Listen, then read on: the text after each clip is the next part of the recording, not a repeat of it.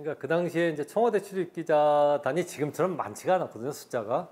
그러니까 중앙 언론사만 했으니까 뭐 중앙 언론사들은 한 한 30명, 30명도 안 됐을걸요, 아마. 이제 숫자가 적었는데 청와대 출입 기자들이 중요하니까 되게 이제 장관들이라든가 뭐 민주당의 유력 중진들이 이제 와서 밥을 사요. 점심도 사고 저녁도 사고 그럽니다. 근데 노무현 해양수산부 장관은 한 번도 이렇게 청와대 출입 기자들하고 제가 밥 먹은 기억이 없으니까 노무현 장관이 그만큼 그 당시에는 이렇게 청와대 출입 기자들 사이에서는 존재감이 좀 약했던 거죠. 이인재 의원은 그 당시에 이인재 의원이 당연히 그 차기에 가장 유력한 주자라고 그랬거든요.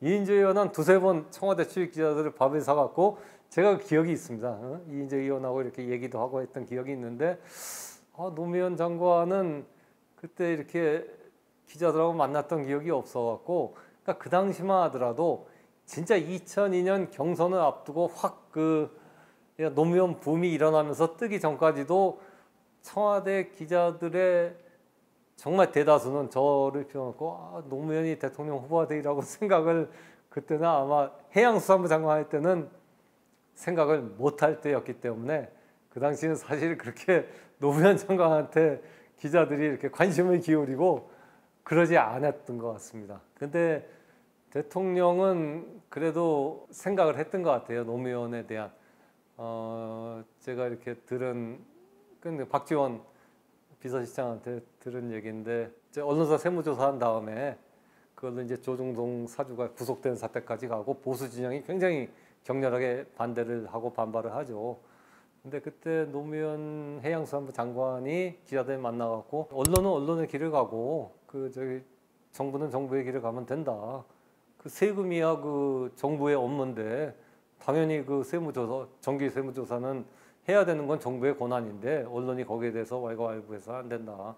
언론은 뭐 비판할 거 있으면 비판하고 그렇게 가라. 정부는 정부대로 하고. 그러면서 이제 대통령의 어떤 언론 세무조사를 옹호하는 발언을 해갖고 그게 조선일보의 일면 톱으로 이렇게 납니다. 그러니까 노무현이 결국 그 언론사 세무조사는 이게 정치적인 의도다. 이렇게 의도를 갖고서 한 거다라는 식으로 해갖고 뽑아갖고서 세게 이렇게 비판하는 기사를 씁니다. 그걸 보고서 박지원 비서실장이 그때 김 대통령한테 어쨌든 그렇게 조선일보가 그렇게 쓰면은 그것들이 보수 진영에 퍼지고 그게 여론으로 돼갖고 청와대에 어떤 그 부담이 되니까 제가 노무현 장관 만나갖고 좀 얘기를 좀 자제하라고 그러니까 언론 세무조사에 대해서는 얘기하지 말라고 그렇게 좀 당부를 하겠습니다라고 했더니 대통령이 하지 마. 지금 누구도 민주당의 누구도 그 조중동이 무서워 보수 언론이 무서워서 언론사 세무조사에 대해서 그렇게 얘기를 못 하는데 노무현이니까 저 정도 얘기를 하지. 응? 그게 누가 그런 얘기를 하겠냐. 그러니까 그런 얘기를 하는 사람도 있어야 된다. 맞는 얘기 하는데 그러니까 절대 그 노무현 그 장관한테 입 조심하라는 얘기 하지 말라라고 이렇게 DJ가 했다는 거거든요. 또 한 번은 DJ 임기 초반에 비서실장이 김중권, 민정기였던 김중권 씨가 비서실장을 했는데 그 김중권 씨가 비서실장을 한 다음에 영남 출신이니까 DJ가 영남으로 이제 동진 전략을 지지 기반을 확대하기 위해서 김중권 씨를 민주당 대표로 보냅니다.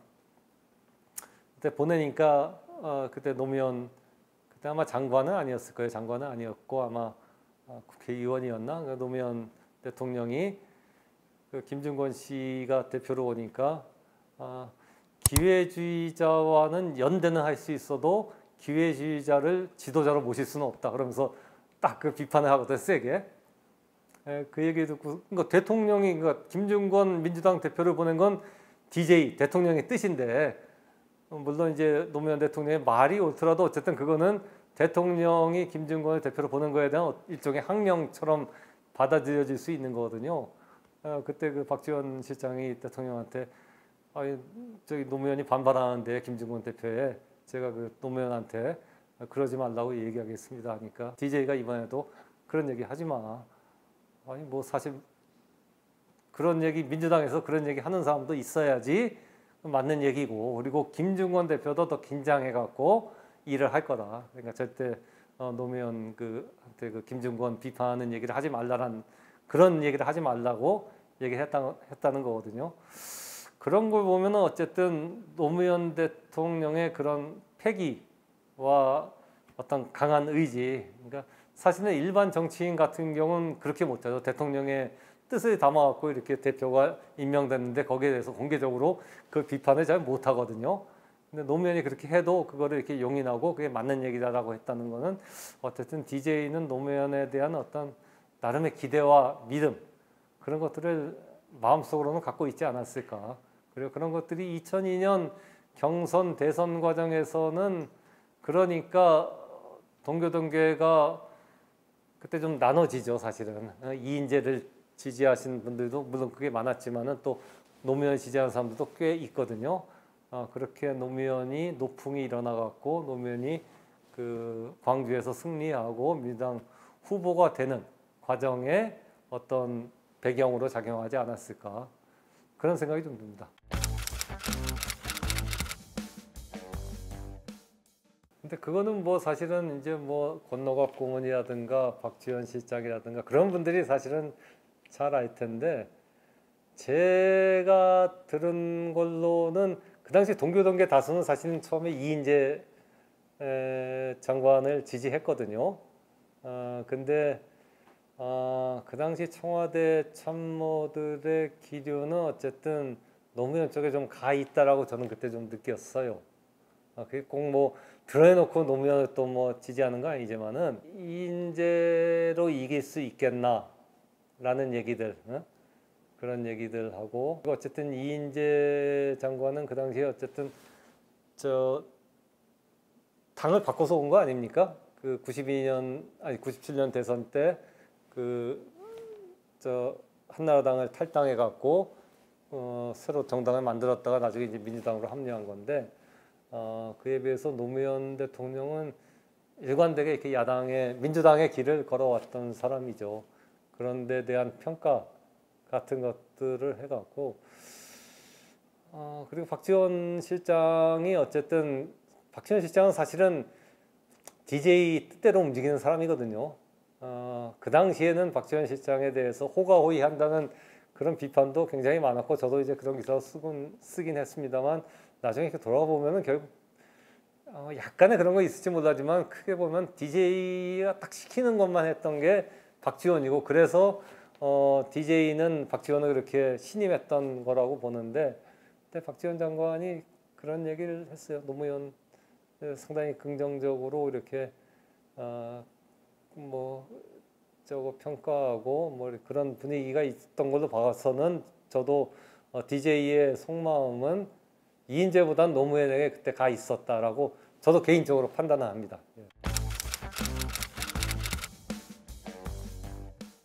그런 것들을 가장 잘 보여주는 게 이제 2002년 12월 19일 대선인가 17일 대선인가 그렇죠. 대선에서 노무현 후보가 정말 극적으로 승리를 하고 그 나흘 뒤인가 사흘 뒤인가 청와대에서 김대중 대통령하고 노무현 당선자가 오찬 회동을 합니다. 이른바 국정 인수인계죠.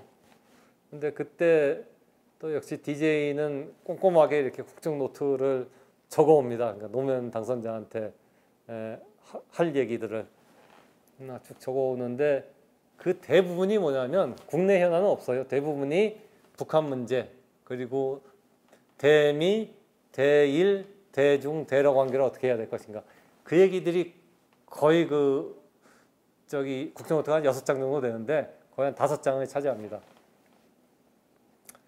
그걸 보면은 어쨌든 DJ는 그 정권 재창출에 돼야 되겠다는 가장 큰 이유는 자신이 이렇게 만들어 놓은 남북 화해, 대화의 분위기를 이어가고 동북아의 평화, 안정, 보조를 지킬 수 있으려면은 노무현이 돼야겠다. 만약 그게 정권 교체가 되면 그것 자체가 흔들려 버릴 것 같다라는 어떤 강한 우려를 했던 게 아닌가 싶고 그리고 유일하게 그 국내 문제에서 언급한 건 딱 하나입니다. 언론사 세무조사.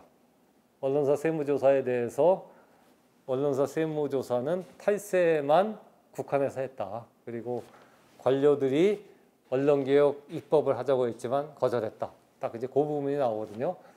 그거는 어쨌든 DJ가 언론사 세무조사에 대해서 굉장히 그 어떤 마음의 짐이랄까, 굉장히 그 마음에 두고 있었다라는 생각을 하게 되는 거고, 그러니까 DJ는 이게 언론사 세무조사를 내가 그 조중동을 손보기 위해서 했던 게 아니라 5년마다 모든 기업들은 정기 세무조사 하게 돼 있거든요, 사실은.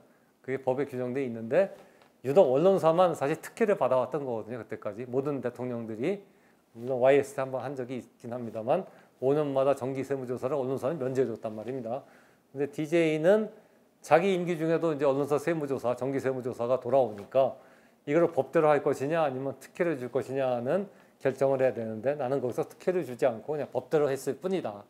법대로 해갖고 탈세가 적발됐을 뿐이지 이게 언론 탄압은 아니다. 내가 조중동을 손보려던 건 아니다라는 그런 생각을 이렇게 좀 노무현에게 전달하고 싶었던 이유가 하나 있는 거고, 또 하나는 어쨌든 DJ는 그렇게 그 조중동의 공격을 받고 뭐 정말 DJ만큼 사실은 보수 언론의 공격을 받은 정치인이 없지 않습니까? 빨갱이, 뭐 대통령병 환자, 뭐 부정축제자, 그런 숱한 어떤 비난과 마타도에 시달렸지만은 DJ는 그래도 어쨌든 그 보수 언론하고 잘 지내려고 노력을 했어요. 그래서 1990년대에 그 새정치국민회의 때 비서실장이 정동채 의원이었는데, 정동채 의원이 저희 한겨레신문 제 선배인데요.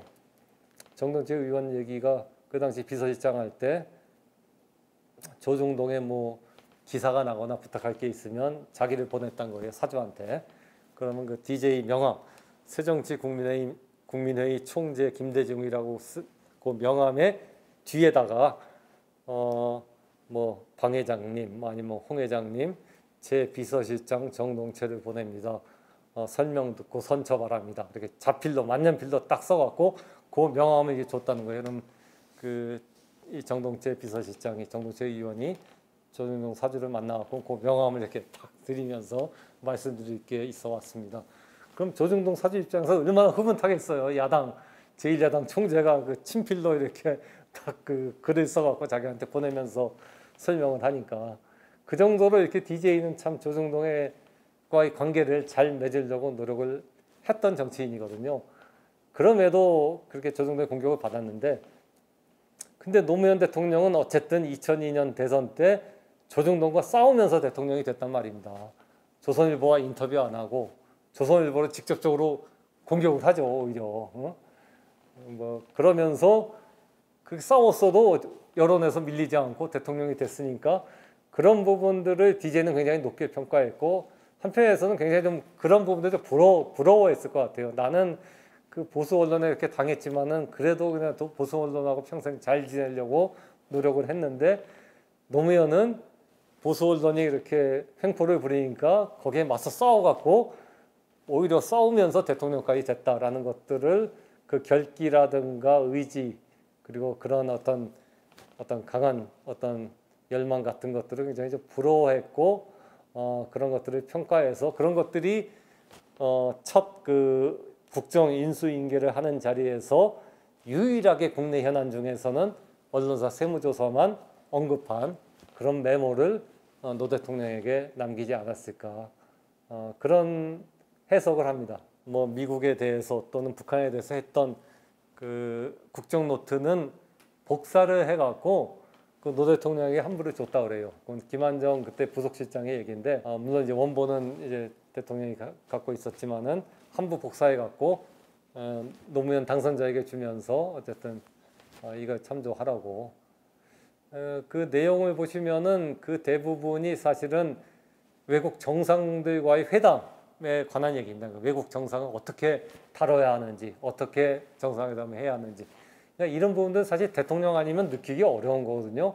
옆에 참모들이 있더라도 참모들은 제3자의 입장에서 보는 거고, 직접 그 정상, 외국 정상과 만나는 대통령이 느꼈던 생각, 저 정상은 저런 그 퍼스널리티를 갖고 있구나 하는 생각들, 그런 것들을 후임 대통령에게 자세하게 적어서 전달해 준 사람은 사실은 DJ밖에 없죠. 그런 것들이 대통령으로서의 어떤 무형의 자산이고 유산인 셈인데, 레거시인 셈인데, 그런 것들이 노무현 정부에는 잘 이어져 왔던 거죠.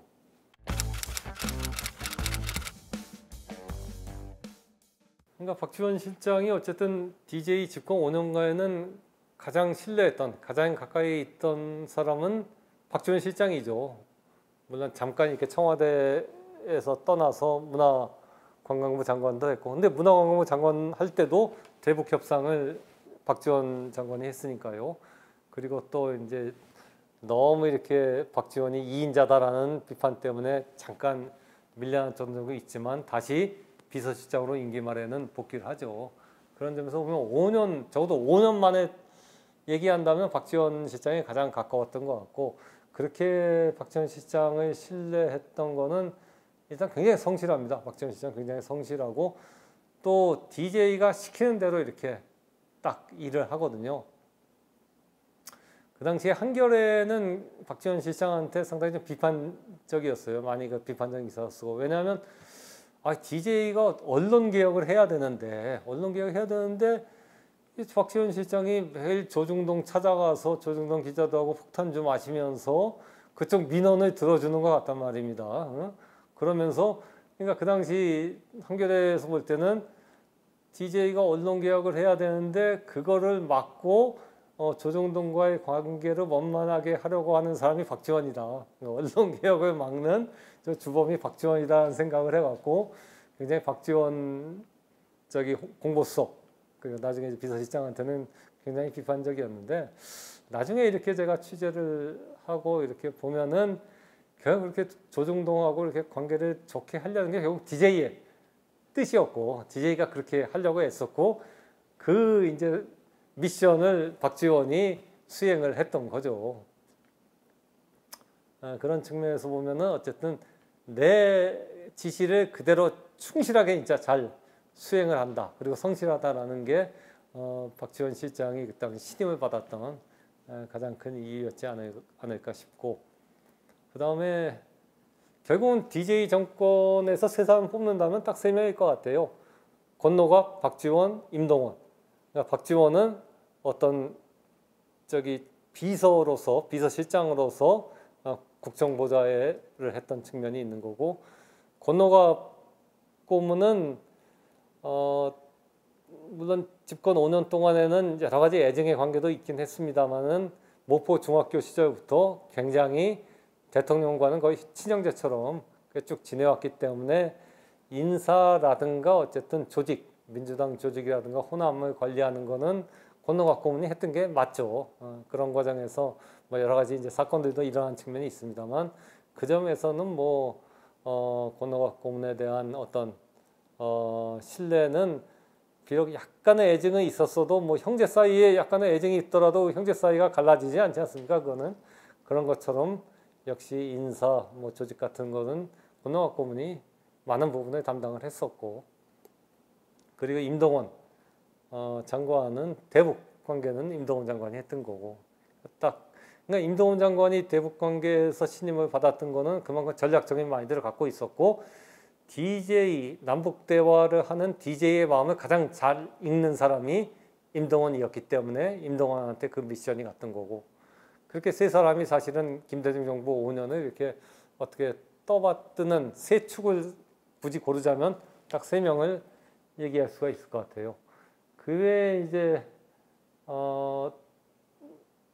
DJ가 좋아했던 참모는 박선숙, 나중에 공보수석을 했던 박선숙 대변인은 DJ가 굉장히 좋아하고 사적으로도 많은 얘기도 했고, 또 박선숙 수석이 DJ한테 편하게 이렇게 쓴소리도 많이 했기 때문에 박지원 실장이나 다른 사람들이 좀 하기 어려운 얘기 있으면 박선숙 대변인한테 들어가서 당신 얘기하라고 했다는 얘기도 있을 정도니까 그렇게 신뢰를 했던 사람이죠.